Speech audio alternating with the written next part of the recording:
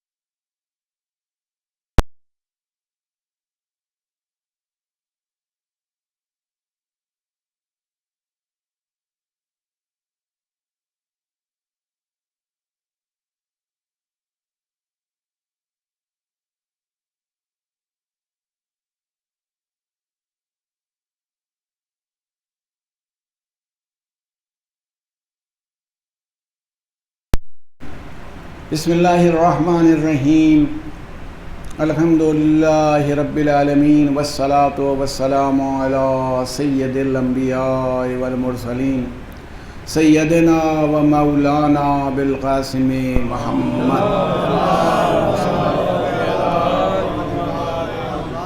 وآلہ الطیبین الطاہرین المعصومین المظلومین استغفر اللہ الذی لا الہ الا هو الحی القیوم الرحمن الرحیم ذو الجلال والاکرام واسألہ ان یتوب علی توبۃ عبد ذلیل خاضع فقیر بائس مسکین مستقیم مستجیر لا یملک لنفسہ نفعا ولا ضرا ولا موتا ولا حیاتا ولا نشورا اما بعد فقد قال رسول اللہ صلی اللہ علیہ وآلہ وسلم بسم اللہ الرحمن الرحیم انی تارک فیکم الثقلین کتاب اللہ و عطرتی اہل بیتی ما ان تمسکتم بہما لن تضلوا بعدی ابدا وانہما لن یفترقا حتی یرد علی الحوض صلوات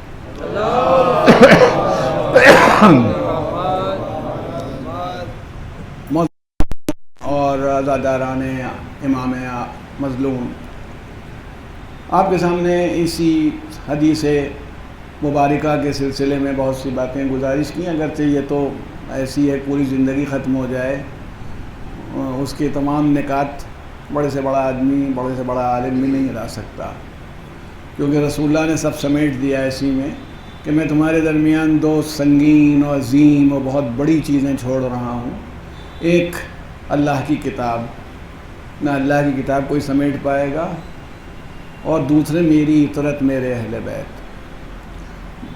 اگر تم ان دونوں سے جڑے رہو گے، ان کا دامن پکڑے رہو گے، لن تضلوا بعدی ابدا، تو کبھی بھی گمراہ نہیں ہوگے۔ عربی زبان میں لن، جیسے آپ نے پڑھا نہیں، لن تنالوا البر حتی تنفقوا مما تحبون، چوتھا پارہ شروع ہوتا ہے، ہرگز تم نیکی کو نہیں پہنچ سکتے جب تک یہ نہ ہو جائے۔ تو وہاں پر عربی میں جب یہ کہہ دیا جائے تو پھر اس کے مطلب کہیں پھر چانس نہیں رہ جاتا ہے کہ، تو ویسے کہا کہ یہ جو ہے نا کہ یہ کبھی ایک دوسرے سے الگ نہیں ہوں گے، لن یفترقا، الگ نہیں ہوں گے، بالکل نہیں الگ ہوں گے۔ کیسے نہیں الگ ہوں گے؟ حتی یرد علی الحوض، جب تک یہ حوض پر، کوثر پر میرے پاس نہ پہنچ جائیں۔ ما ان تمسکتم بہما، تو پھر آپ گمراہی کا کوئی سوال ہی نہیں، ان کا دامن پکڑے رہیں، وہاں تک پہنچ جائیں گے۔ بس آپ سے اسی چیز میں گزارش کرنا تھی آج ایک رخ سے، اور انشاءاللہ آپ لوگ، اور میں آپ سب کا شکر گزار ہوں کہ اس ایک مریض سے بھی آپ لوگ مجلس سن لیتے ہیں، یہ قابل تعریف بات ہے۔ ہمارے ایک عزیز دکھ نہیں رہے ہیں، ابھی آئے نہیں ہیں، ان کا ہمارے پاس میسیج آیا تھا کہ مجلس تو آپ نے بہت پڑھی لیکن آپ کی باڈی لینگویج یہ کہہ رہی تھی کہ آپ بہت پریشان ہیں، ٹینس ہیں، تو واقعی بات صحیح بھی تھی کچھ۔ تو دیکھیں ایک چیز میں آپ کو دکھاؤں کہ جو میں یہ نہیں کہتا، میں سب لوگ، ہم تو تمام عالم اسلام میں سب لوگوں کو، جتنے بھی مسلمان ہیں ان کو مان کے چلتے ہیں کہ وہ سب امت پیغمبر کا حصہ ہیں، بلکہ ان کی معافی کے بھی قائل ہیں ہم۔ اس لیے ان کی معافی کے قائل ہیں، جس آدمی کو بیچارے کو پتہ ہی نہیں اس سے کیا مطالبہ کریں، ابھی تو توحیدی بیچارہ نہیں سمجھ پایا، اسے کہنے ولایت علی سمجھو، اور مشکل مصیبت۔ اچھا بتائیے، جیسے میں ایک مثال لے رہا ہوں، ہمارے یہاں بیچاری ایک جو بہاری عورتیں کام وام کرتی ہیں، بنگالی عورت کوئی تھی، یا بنگالی رہی ہو بہاری رہی ہو، ایک دن گھر میں ہمیں کہنے لگی وہ کہ ہمیں تو نماز آتی نہیں، یعنی اچھی خاصی ایج تھی اس کی، یعنی میں اس وقت اس کی ایج رہی ہوگی 50 سے اوپر، ہمیں نماز تو آتی نہیں، ہم تو جب ہوتا ہے تو سجدے میں سر رکھ کے اللہ اللہ اللہ اللہ کہنے لگتے ہیں۔ یہ بتائیے، ہماری بیوی کہنے لگی ایسے ہی پڑھا کرو۔ ابھی بتائیے نا، دیکھیں کیا وجہ کیا ہے، میں آپ سے عرض کرتا چلوں، کبھی آپ سوچ لیجیے اس کو، ابھی ہم سورہ حمد یاد کرانا شروع کریں اور پھر بتائیں کہ قرأت کیا ہوتی ہے اور تجوید کا قاعدہ کیا ہے، تو میرے خیال میں اس سے پہلے اس کو موت آئے گی۔ اچھا، جس خدا کی کے لیے وہ اللہ کہہ رہی ہے، وہ ہر زبان جانتا ہے، جب عربی نہیں بنی تھی تب بھی وہ رب تھا، اللہ ہی تھا، ہے نا. وہ جناب موسیٰ کے سلسلے میں تو آپ بار بار سنتے رہتے ہیں. جناب موسیٰ نے کریکشن کر دیا تھا، خالی جا رہے تھے کسی کو دیکھا وہ کریر کر رہا تھا. کہ کریر نہیں ہوتا، کریم ہوتا ہے. اس نے ان کے سامنے 2-4 بار دوہرا دیا، اب بھول گیا. کریم یاد نہیں آ رہا، کریر جان گیا، غلط. پہنچ گیا جناب موسیٰ. جب مناجات شروع کی تو اللہ تعالیٰ کی طرف سے وہ، ارے تم میرے بندے کو کس مصیبت میں پھنسا کے چلے آئے ہو؟ پالنے والے غلط پڑھوا تھا تو میں نے صحیح کر دیا. کہا چپ بیٹھا ہے. وہ کریر کہتا تھا، ہم کریم سمجھتے تھے. تم نے اس کو پھنسا دیا، نہ وہ کریر کہہ رہا نہ کریم کہہ رہا ہے. سمجھنے والا اگر سمجھ رہا ہے تو اتنی فکر مندی کی کوئی ضرورت نہیں ہے جتنی فکر ہے. جو صحیح کر سکتے ہیں وہ صحیح کریں. ہم تو اپنے اسٹوڈنٹس کو دیکھتے رہتے ہیں غلط انگریزی بولتے ہیں. ہم کتنے آدمیوں کو جانتے ہیں جو غلط اردو بولتے ہیں. پنجابی حضرات کے سامنے اگر وہ پڑھ رہے ہوں، اشعار پڑھ رہے ہوں، ان کا مقرر کوئی چیز ہی نہیں مقرر ہو جاتا ہے وہ فوراً کہ ابھی مقرر صاحب اب بولیں گے، بیان کریں گے. ان کے سب چیزیں زبر ہو جاتی ہیں، زیر کوئی چیز رکھتے ہی نہیں. تو آپ یہ بتائیے کہ یہ نہیں ہے مزاج، یہ نہیں دین کا مزاج، یہ نہیں. بلکہ میں اکثر کہتا ہوں اور پھر آپ سے کہتا ہوں، اس کو مجھے معاف کیجیے گا اور آپ سے عرض کرتا ہوں، غور کیجیے. میں نہیں کہہ رہا ہوں. 40 حدیث امام آقا خمینی کی بہت مشہور کتاب ہے جس میں 40 حدیثوں کی تفسیر ہے. وہ ایک صاحب نے مجھے پاکستان میں پریزنٹ کر دی تھی، اردو ایڈیشن وہ ہمارے پاس ہے اس کا. تو پڑھی ہم نے، جیسے تھی اچھی. بھائی فارسی میں تو ہمارے لیے بہت دیر لگتی اور سمجھنے میں مشکل ہوتی. حالانکہ وہ تقریباً فارسی ہے کیونکہ ترجمہ کرنے والے نے اتنی جھنجھٹ نہیں کی. وہ جہاں جو فارسی تھی اس کو اٹھا کے اردو میں کنورٹ کر دیا. تو انہوں نے اپنے استاد شاہ محمد آبادی کا حوالہ دیا ہے اپنے استاد کا آقا خمینی نے، اور کہا میرے استاد کہا کرتے تھے کہ کافر کو بھی برا نہ کہا کرو. آپ جب چاہیں گے میں اس کا پرنٹ دے دوں گا. کافر کو بھی برا نہیں کہا کرو کیونکہ پتہ نہیں اس کی کس نیکی کی وجہ سے اللہ نے اس کو نور ہدایت عطا کر دیا ہو مرنے سے پہلے اور تم نہ جانتے ہو. اس کو اللہ نے نور ہدایت دے دیا، تمہیں خود خبر نہیں. اپنا جائزہ قاعدے سے لیا کرو. دوسروں پر یہ غلط، وہ انہوں نے تو یہ کیا تھا، وہ تو ایسا ہے، وہ تو یوں کرتے ہیں، یہ انسانی مزاج ہوتا ہے. مگر خاصان خدا کیا کہہ رہے ہیں؟ نہیں، آپ یہ نہیں کریے. تو ویسے ہی ہم تو بھائی ہم لوگ تو اس کے قائل ہیں. اور میں آپ سے کہوں بات ادھر سے ادھر چلی جاتی ہے. ماشاءاللہ یہ نیّر اکبر صاحب، ان کے چھوٹے بھائی اور جائے سے کئی لوگ بیٹھے ہوئے ہیں، تو میں حوالہ دے سکتا ہوں ان سب کی گواہی کے ساتھ. ہمارے ہاں ایک سنار ہوا کرتا تھا، اس کا نام تھا گوبندے سنار. پتنی اصل نام کیا رہا ہو. گاندھی جی والا چشمہ لگاتا تھا، دھوتی کرتا، یوں گردن ہلتی رہتی تھی. کوئی ماتم ہو، کوئی مجلس ہو، کھڑا رہتا تھا. 4 محرم کو اس کی مجلس سب سے بڑی مجلس ہوتی تھی، اتنی مومنین والی بھی نہیں ہوتی تھی. کیوں؟ آئے بھائی گوبندے کی مجلس ہے، گوبندے کی مجلس ہے، چلنا ہے. میں یہ دیکھے نا، تو ہم یہ کہتے ہیں نا کہ بعض اوقات بڑی عجیب کیفیت.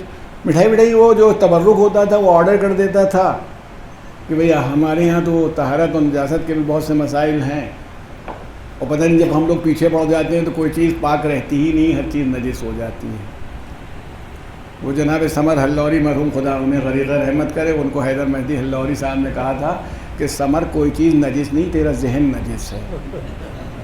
کبھی کبھی یہ ہو جاتا ہے، ضرور چھینٹ اڑی ہوگی اور ضرور ہمارے اوپر پڑی ہوگی اور ضرور نجس رہی ہوگی تو میں نجس ہو گیا، یوں ہوتا ہے. مگر وہ منگاتا وہیں سے تھا، سب حصہ بٹتا تھا اور تقسیم ہوتا تھا. دیکھتے تھے ہم نے بھی بہت اچھی طرح دیکھا ہے. اور وہ یہ لوگ ابھی گواہی دے دیں گے، وہ فرحت صاحب نہیں ہیں، ان کو بہت اچھی طرح معلوم ہے.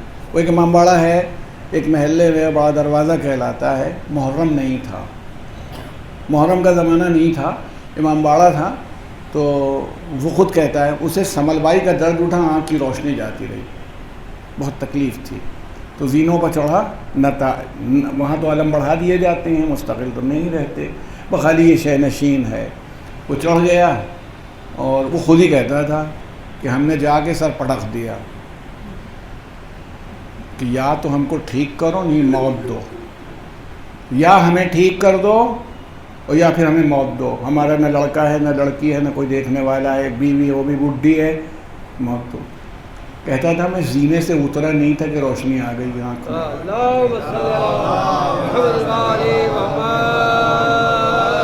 ہماری نہیں آئے گی، شاید اتنی ہمت سے میں کہہ بھی نہیں سکتا، اور شاید امام کو معلوم بھی ہے کہ بھائی اتنی معرفت پڑھ لکھ کے آئے ہو تو اس طرح چلو، گوبندے ہم کو ایسے ہی پہچانتا ہے۔ تو میں کہتا ہوں تو اس کا یہ تو ہے نا، اس کا وہ واقعہ بتایا۔ ایک سال میں مطلب اس میں نہیں تھا، مجلس پڑھنے گیا، بات یاد آ گئی تو بتاتا چلو۔ لوٹ کے آیا تو وہ ایک ڈاکٹر ہمارے عزیز بھی تھے، ان کا علاج کیا کرتے تھے، دوا لیتا، درد ہو رہا ہے، یہ ہو رہا ہے، وہ ہو رہا ہے، تو وہ جب میں 15-16 محرم کو لوٹا ہوں گا تو وہ کہنے لگے کہ ہمیں وہ گوبندے مر گیا۔ تو جیسے ہوتا ہے بھئی ہم لوگوں کا وہ عزادار تھا، ہمیں تکلیف ہوگی، بہت افسوس کیا۔ میں کیسے کہے وہ تو مر گیا، بڑی عجیب بات ہوئی۔ تو کہنے لگا، میں نے کہا کیا؟ کہ وہ آیا بقرعید کے آخری زمانے میں دوا لینے مجھ سے، اور اس نے مجھے دوا کے لیے کہا، تو یہ درد ورد کی دوا میں نے دے دی، تو کہے ڈاکٹر صاحب دوا دے دیں، ہم نے امام صاحب سے کہہ دیا ہے کہ ہماری 4 محرم کی مجلس ہے، وہ کرنا ہے ہم کو۔ مطلب وہ بہت کرٹیکل پوزیشن میں آ گیا تھا، جب ٹھیک رہیں گے، ابھی پریشان نہ ہو۔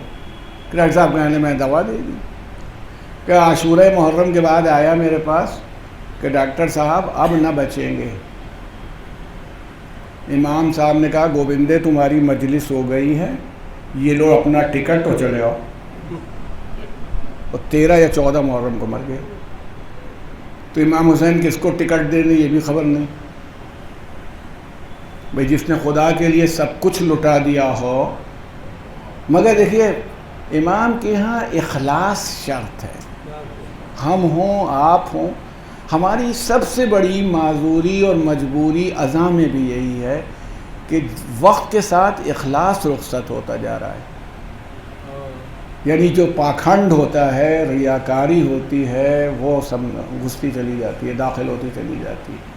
ہم مجلس پڑھ رہے ہیں، اخلاص غائب ہے، وہ پڑھنے کے پھر کوئی ایسی پڑھ ہی نہ پائے۔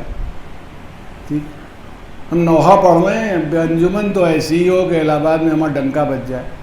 تم حسین کی عزاداری کرنے کے لیے آئے ہو کہ اپنا ڈنکا بجانے آئے؟ ہم ایسی مجلس پڑھنے کوئی نہ پڑھ پائے۔ ہم امام کی مجلس پڑھ رہے تھے، ایک عام غریب خطیب تھے کہ یا ہم کوئی بڑے طوفان تھے؟ یہ تو امام نے اجازت دے دی کہ چلے جاؤ ممبر پر، تو چلے آئے، ورنہ یہ قوت و طاقت بھی نہ ہوتی کہ پڑھ سکتے۔ تو یہ آپ یہ غور کیجئے گا، یہ بہت بڑی بات۔ اسی لیے جن خاصان خدا کے سلسلے میں ملتا ہے، اللہ تعالیٰ نے ان کو ایسے رکھا، جیسے انہوں نے امام زین العابدین علیہ السلام کے سلسلے میں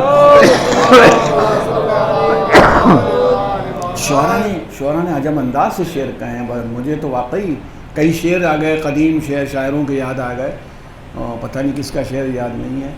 فرمایا ادھر نام حسین آیا، ادھر آنسو ہوئے جاری، ادھر نام حسین آیا، ادھر آنسو ہوئے جاری، میری آنکھوں میں جیسے سید سجاد بیٹھے ہوں۔ آپ بتائیے، یہ شان ہے، شاعر اس طرح کا ہے تو عجیب کیفیت ہو جاتی ہے۔ ان کا صدی والا شعر بھی یاد کر کے ہمیں جناب افندی صاحب کا شعر یاد آ گیا۔ سہیل افندی صاحب کا شعر تھا، اس میں انہوں نے کہا تھا انسان کو بنانے میں جب بیت گئیں صدیاں، انسان کو بنانے میں جب بیت گئیں صدیاں، شبیر نے فرمایا یہ کام ہے دن بھر کا، دن بھر کا کام ہے۔ اس کو بتانے میں انسان تو بھائی ان کی تو کیفیت تو ان کا اس سلسلے کا جو آدمی بھی ہے وہ اپنی پوری ذمہ داریوں کے ساتھ جس جگہ پہ اسے رکھ دیا گیا، اگر ہتھکڑیاں پہنا دی گئیں تو پھر اس کی شان ہتھکڑیاں پہن کے بھی ویسی ہی ہے جیسے عباس کے ہاتھ میں تلوار کی شان ہو، پھر فرق نہیں ہے۔ پھر اس کی آواز کی دھمک سے ابن زیاد کا دربار ہل جائے گا، یزید کی قوت پہ گویائی ختم ہو جائے گی، کیونکہ اللہ نہ قرآن خاموش ہوتا ہے، خوف زدہ ہوتا ہے، اور نہ جو اطرت اس کے ساتھ ہے وہ کبھی خوف زدہ ہوتی ہے، وہ دونوں ساتھ آتے ہیں اور سلسلہ رہتا ہے۔ قید خانے میں ڈال سکتے ہو ڈال لو، تمہارے قید خانے اور تمہارے جیلر پریشان ہو سکتے ہیں مگر خاصان خدا نہیں پریشان ہو سکتے۔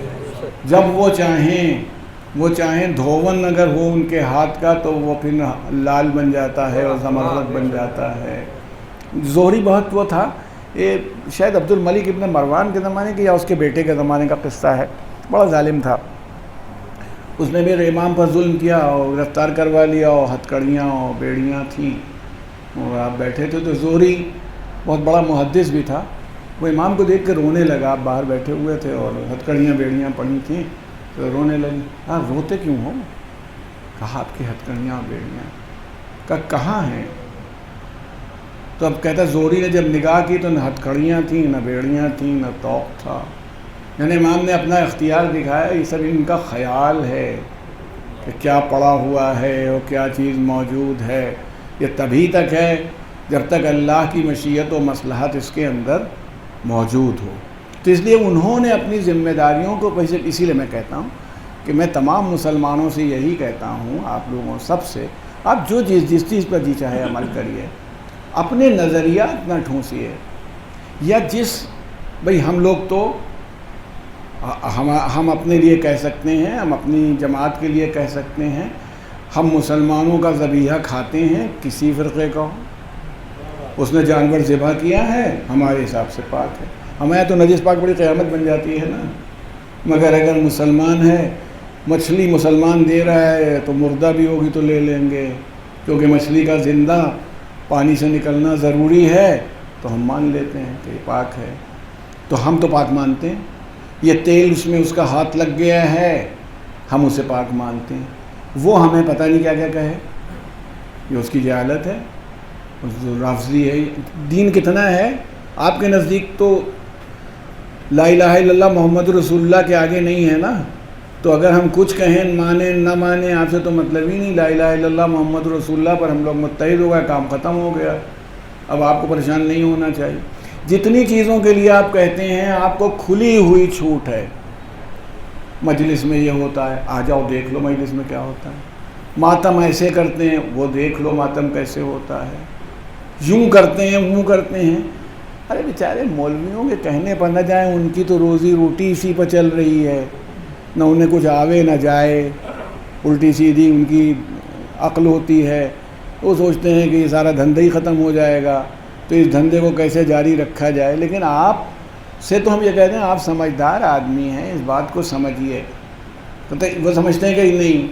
دیکھیے شیعزم جو ہے وہ ایک دن میں نہیں آیا، غور کر لیجیے گا، شیعزم ایک دن میں نہیں، شیعت کو جیسے میں نے آپ سے شروع ہی میں کہا کہ کوفے کے لوگ شیعہ تھے، اس زمانے میں دو طرح کے شیعہ ہیں، ایک شیعہ علی ہیں ایک شیعہ عثمان ہیں۔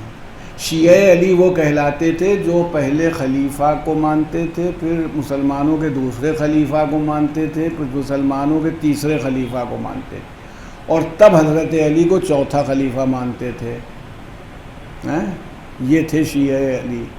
جو حضرت علی کی خلافت کو نہیں مانتے تھے 3 کے بعد، یہ شیعہ عثمان کہلائے تھے، جو مثلا جنگ جمل میں لڑنے آئے تھے، جو صفین میں لڑ رہے تھے، جو خارجی تھے حضرت علی کو نہیں مانتے تھے، یہ سب شیعہ علی نہیں تھے۔ یہ بتائیے تو کن شیعوں نے بلوایا تھا امام حسین کو؟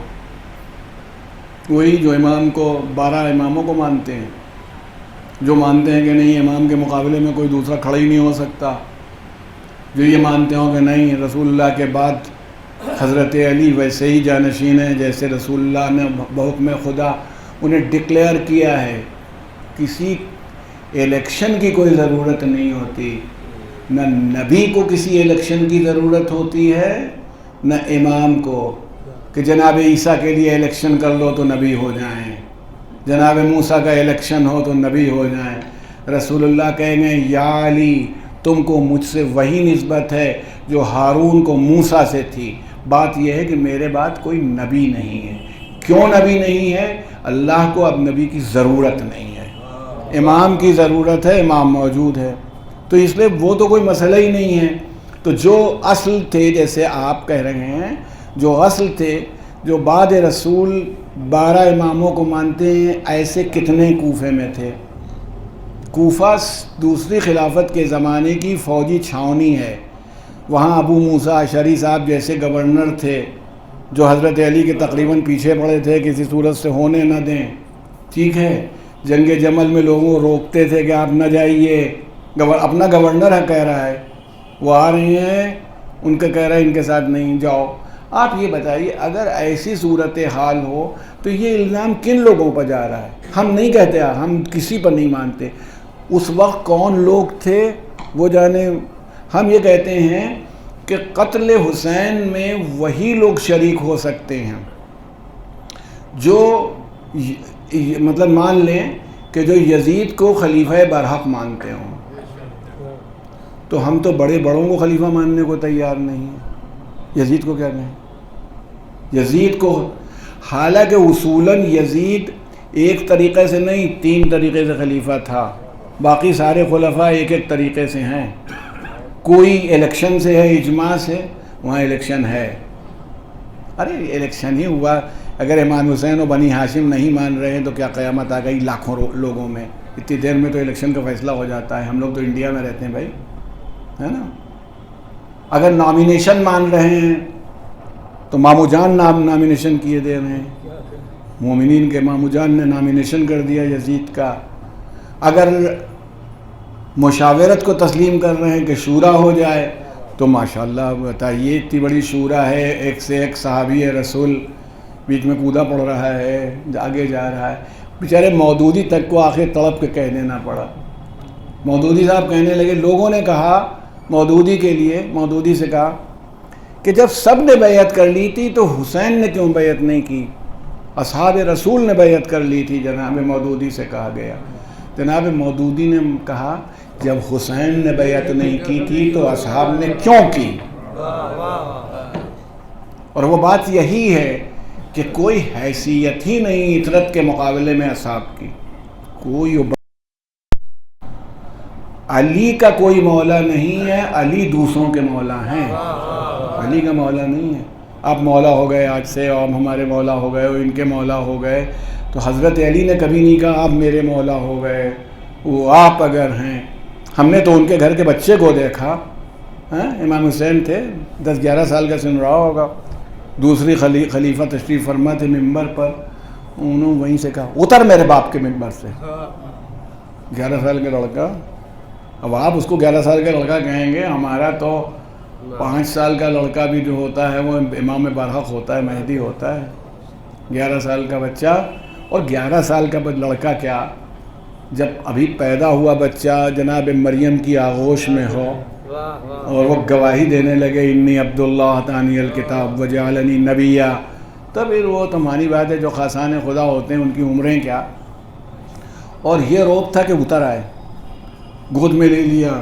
بے شک یہ بال آپ کے جد کے احسان کی وجہ سے سر پہ اگے ہیں، بے شک ایسا ہے نا۔ تو جن کی شان یہ ہو کہ انہیں تو کوئی ضرورت ہی نہیں کسی کی۔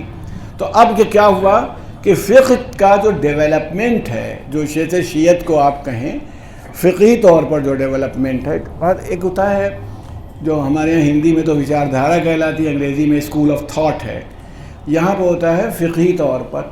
تو ایک زمانے میں تو اہل سنت میں 23 فقہیں تھیں، 23 تھیں، دھیرے دھیرے ان کے ماننے والے ختم ہو گئے، اب 4 ہیں، یعنی حنفی، مالکی، شافعی، حنبلی، 4 فقہیں موجود ہیں، اور وہ سب بھی مولا سے الگ ہو کے نہیں ایگزسٹ کر پا رہی ہیں، امام احمد ابن حنبل جو بہت سخت سمجھے جاتے ہیں، وہاں بھی بہت فالو کرتے ہیں امام احمد ابن حنبل کو.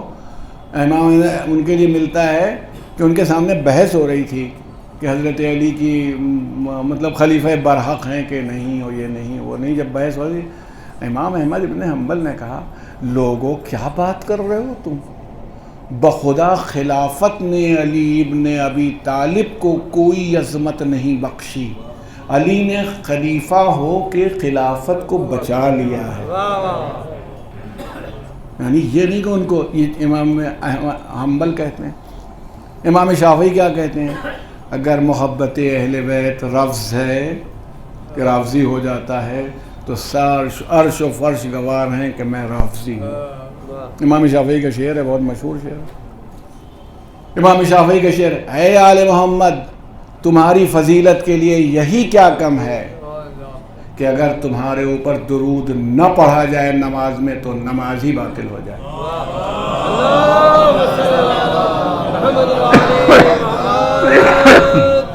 پڑھا جاتا ہے ہر فقہ میں، ایک زمانے میں نہیں پڑھا گیا. عبداللہ ابن زبیر نے 40 جمعوں میں نہیں پڑھا کہ اس سے خاندان رسالت کے بعض نااہل افراد کو خوشی محسوس ہوتی ہے. اب پتہ نہیں کون، ہم تو کہتے ہیں ہر مسلمان کو خوشی ہوتی ہے، خاندان رسالت کی کیا بات ہے؟ جو بھی مسلمان ہے اس کو جب اللہم صلی علی محمد و آل محمد ہوتا ہے تو خوشی محسوس ہوتی ہے. تو پھر یہ بتائیے امام شافعی کے حساب سے تو حضرت عبداللہ ابن زبیر کے 40 جمعہ رد ہو گئے. اس سے اچھا بدھ ہی کو پڑھا دیتے، کسی دن تو کچھ ہو جاتا، قاعدے کا کام ہو جاتا. چلو بدھ سے. تو کہنا یہ تھا کہ فقہی طور پر 4 مکتب فکر اس وقت ایگزسٹ کرتے ہیں. کوئی بھی ہمارا سنی بھائی ہو وہ کسی نہ کسی کو فالو کرتا ہوگا. ہندوستان میں میجورٹی حنفی لوگوں کی ہے، پڑھ لکھ کے نہیں. چونکہ جو بادشاہ یہاں تھے مغل و خلجی اور یہ سب جو لوگ تھے وہ حنفی، ان کے قاضی وازی حنفی تھے تو وہ بھی حنفی. آپ انڈونیشیا وغیرہ میں جائیں شافعی ہیں، اتفاق ہے، چانس ہے. افریقہ میں مالکی والے بہت ہیں. اچھا آپ کو حج وج کرنے جائیں تو ایک بات کا آپ خیال رکھیے گا، کسی کو آپ ہاتھ کھول کے نماز پڑھتے دیکھیں تو ایک دم سے گلے سے نہ لپٹ جائیے کہ یہ شیعہ مل گیا. مالکی اسکول یا مالکی فقہ میں اب بھی ہاتھ کھول کے ہی نماز پڑھی جاتی ہے. وہ سب کے سب ہاتھ کھول کے نماز پڑھتے ہیں. اور امام مالک کا طریقہ کیا تھا کہ جو مدینے کی سنت تھی وہ اس کو فالو کرتے تھے. مدینہ کا طریقہ یہ ہے تو اگر مدینہ کا طریقہ ہاتھ کھول کے پڑھنے کا تھا تو پڑھتے تھے. اچھا خیر وہ اس سے بحث میں فقہی طور پر میں نہیں جانا چاہتا. میرا یہ تھا تو یہ 4 فقہیں اس وقت ہیں، کوئی ایک فالو کریں. تو اس میں اب ہم یہ کہتے ہیں ہم مانتے ہیں، ہم اب بھی مانتے ہیں سب کی. اگر کوئی امام شافعی کی فقہ کا آدمی ہے وہ اس طرح سے نماز پڑھتا ہے اور کسی وقت وہ شیعہ ہو جائے تو ہم پھر سے نہیں پڑھوائیں گے نماز اس سے. اگر امام احمد ابن حنبل کی فقہ کا ہے تو ہم پھر سے نہیں کروائیں گے اس سے کہ نہیں آپ پھر سے روزہ رکھیے پھر سے نماز پڑھی. نہیں، جو آپ نے اس وقت کیا وہ سب صحیح تھا، بالکل ٹھیک ہے. اب آپ نے جو فقہ پکڑ لی ہے اس کے حساب سے کام کریے. دوسرے ماننے کو تیار نہیں ہوتے. اچھا دوسرے ماننے کو تیار نہیں ہوتے تو ہمیں اور عجیب لگتا ہے. امام ابو حنیفہ کے نام سے ہی حنفی فقہ ہے، اور امام ابو حنیفہ امام جعفر صادق علیہ السلام کے شاگرد ہیں.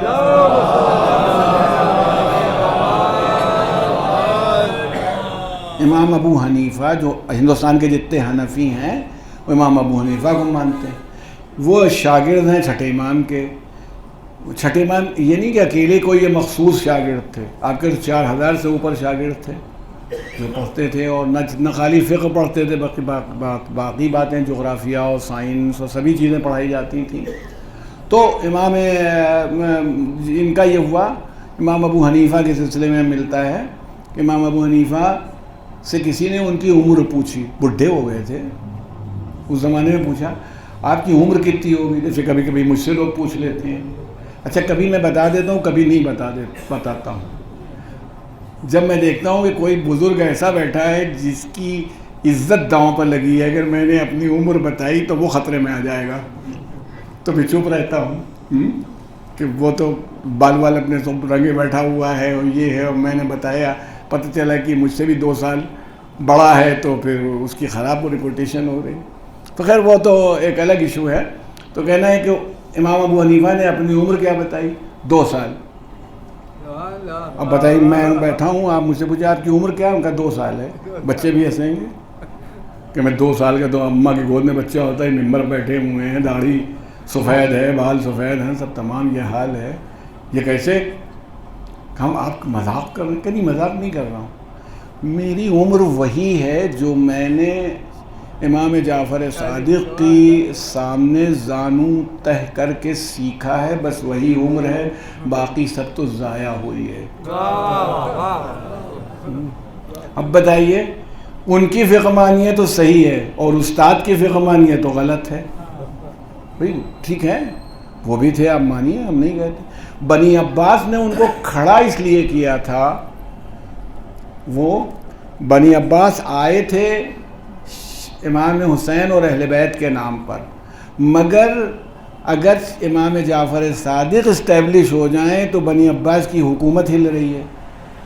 بھئی تم کیوں حکومت کر رہے ہو جب تم سے زیادہ ڈیزرونگ اور قابل لوگ موجود ہیں؟ تو اب یہ کیسے مان لیں؟ تو ایک اپنا الگ فقہی اسکول ہو، قاضی ابو یوسف ہوں، امام محمد ہوں اسی اسکول میں، امام ابو حنیفہ ہوں. اس لیے تو یہ نہیں، فقہی طور پر شیزم کو اگر آپ تلاش کریں گے تو امام جعفر صادق علیہ السلام سے فقہ کی یہ صورت جو آپ کے پاس اس وقت ہے، اسی لیے جعفری بھی کہلاتے ہیں، جعفری شیعہ، یعنی جو 12 اماموں کی امامت کا قائل ہے اور فقہ میں امام جعفر صادق علیہ السلام کی فقہ کو فالو کر رہا ہے. اب وہ ختم نہیں ہو گئی، جیسی ضرورت آگے بڑھی تو پھر مراجع آئے ان کی جگہ پر، پھر علماء آئے، انہوں نے اس فقہ کو ڈیولپ کیا. دیکھیے کیوں، ایک چیز، ایک صلوات بھیجیں آپ حضرات.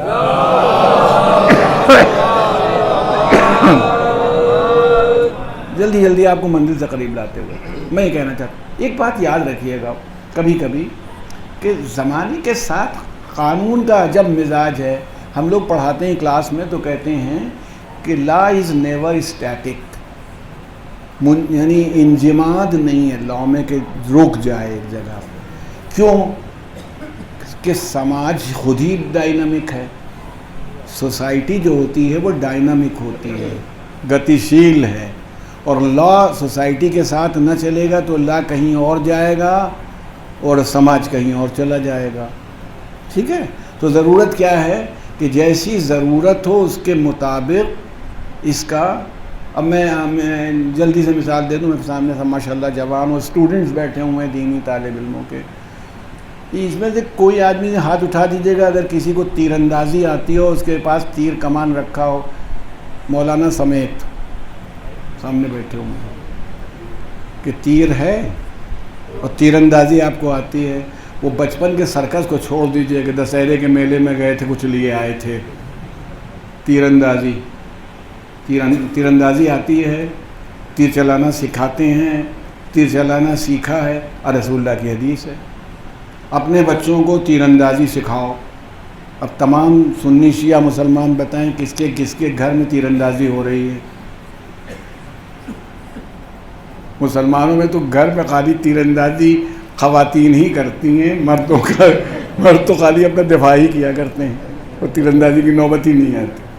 تیر اندازی سکھاؤ. ہے؟ نہیں، اب نہیں. کیوں نہیں ہے؟ اس وقت ضرورت تھی، وہ دفاعی طور پر ایک مضبوط چیز تھی. آج یہ دفاع کرنا ہے، ڈیفنس کرنا ہے. اگر ظالم تمہارے اوپر چڑھ آئے تو اس سے کیسے مقابلہ کرو گے، وہ اسپرٹ ہے، وہ آپ کو سمجھا دی گئی ہے. اب جتنے لوگ بیٹھے ہوئے ہیں اس وقت مجلس میں گارنٹی سے کہہ سکتا ہوں سب لوگ خلاف سنت بیٹھے. رسول اللہ لنگی پہنا کرتے تھے، تہمت پہنتے تھے، کیونکہ یہ پیجامہ جو آپ کا ہے یا پینٹ جس میں ایک ٹانگ ادھر ایک ادھر ہوتی ہے، یہ رومن ہے، اس وقت تک عرب میں نہیں آیا تھا. اور اس کی وجہ یہ ہے آج بھی جنازے میں سنت کے مطابق ہی تہمت پہنائی جاتی ہے. لنگی پہنا کر کے جب غسل ہو جاتا ہے تو لنگی پہنائی جاتی ہے، لیکن کیوں نہیں پہنتے؟ دین نے آپ کو بتایا بھائی ضرورت اس بات کی ہے کہ اتنے حصے جسم کو چھپانا ہے، اس سے چلنا ہے، جو کنوینئنٹ ہو اس کے حساب سے عمل کرو، یہ بتایا تو بات طے ہو گئی کہ یہ ہے۔ ہزاروں چیزیں آپ تلاش کریں گے۔ اچھا یہ تو یہ سیدھی والی باتیں ہوئیں جو بہت اور ٹیڑھی۔ خون لینا اور خون چڑھانا جسم میں، رسول اللہ کے وقت میں چڑھایا گیا؟ رسول اللہ کے وقت میں خون نہیں چڑھایا گیا۔ تو جب رسول اللہ کے وقت میں خون نہیں چڑھایا گیا تو اب آج کسی سے خون لے کے اور خون چڑھانا، باقی ہمارے تو بعض ہندو بھائی اور ہندو ڈاکٹر زیادہ سمجھدار ہیں ہم لوگوں سے، ہاں انہوں نے مسلمان کا خون ایک ہندو خاتون کے چڑھانے سے انکار کر دیا تھا کہ بھلا بتاؤ مسلمان کا خون ہندو کے چڑھا دیا جائے، پورا بدل ہی جائے گا، پورا نظام ہی بدل جائے گا۔ اب یہ ہندو خاتون اٹھے گی تو لا الہ الا اللہ محمد رسول اللہ کہتی ہوئی اڑ جائے گی، عقل کی بات ہے۔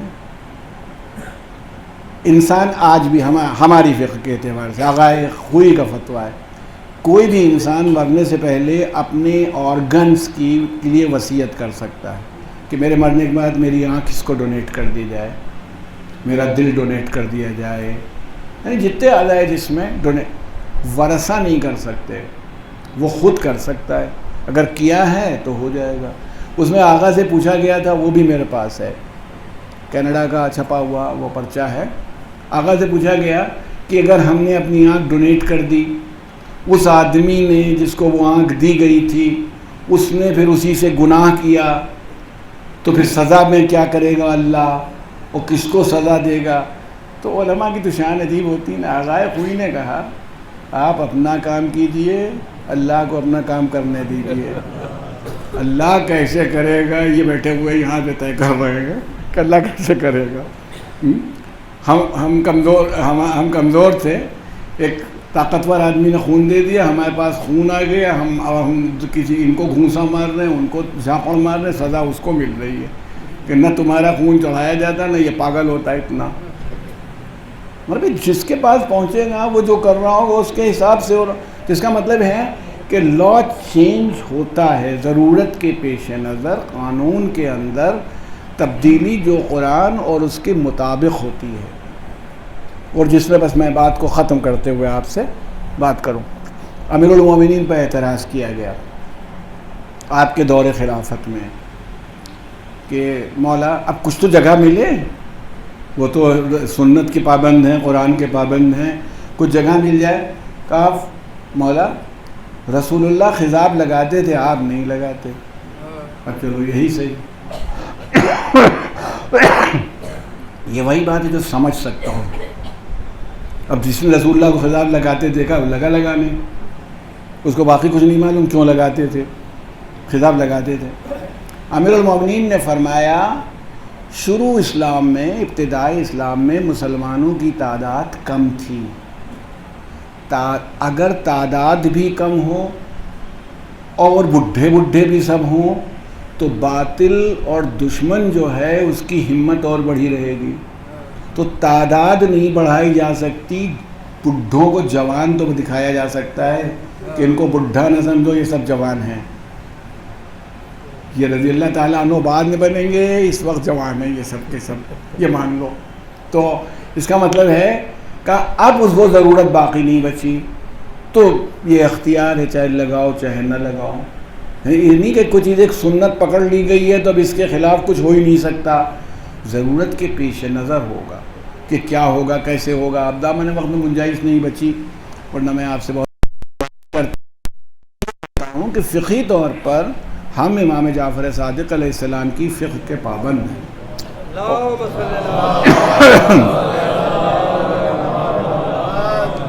وہ اصول ایک رہتا ہے، یہ فرق نہیں ہوتا کہ چوتھے امام کا جو اصول تھا وہی پانچویں کا تھا، پانچویں کا جو تھا وہی چھٹے کا تھا، یہ سلسلہ وار رہے گا، تبدیلی نہیں۔ حالات میں تبدیلی آ جاتی ہے، اگر حالات میں تبدیلی آ جاتی ہے تو امام کا جو اپروچ ہوتا ہے وہ آپ کو الگ لگ رہا ہوتا نہیں ہے وہ الگ۔ اور میں نے